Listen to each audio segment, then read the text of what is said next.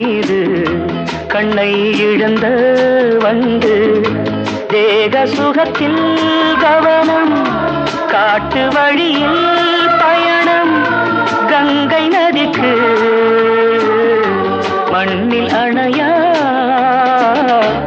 இளமையெனும் பூங்காற்று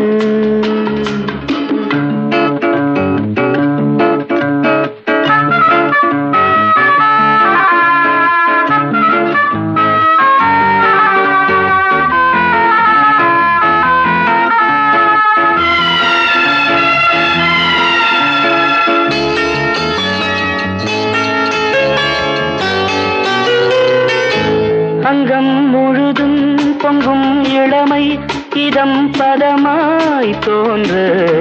அள்ளி அணைத்த கைகள் கேட்க நினைத்தாள் மறந்தாள்